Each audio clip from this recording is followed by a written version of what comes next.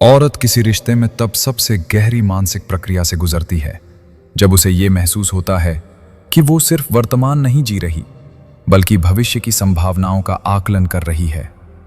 वो हर व्यवहार को अलग घटना की तरह नहीं देखती बल्कि उसे जोड़कर एक निरंतर पैटर्न बनाती है और यही पैटर्न उसके निर्णयों की असली दिशा तय करता है।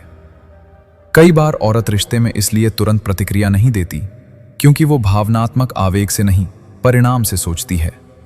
वो जानती है कि कुछ शब्द क्षणिक राहत दे सकते हैं लेकिन स्थायी दूरी बना सकते हैं, इसलिए वो बोलने से पहले संरचना को तौलती है।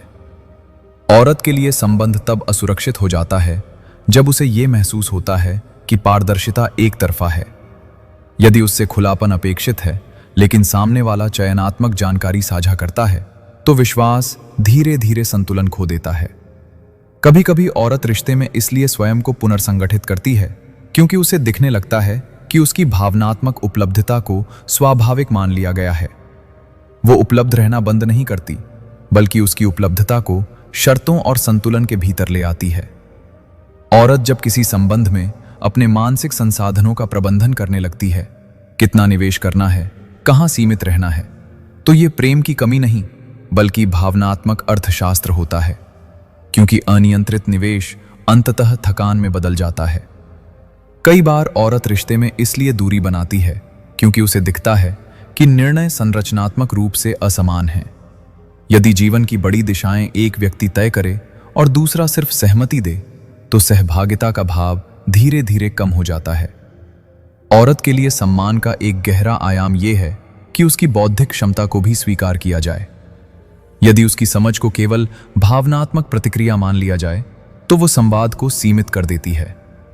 कभी कभी औरत रिश्ते में इसलिए शांत रहती है क्योंकि वह भावनात्मक पुनर्मूल्यांकन की प्रक्रिया में होती है।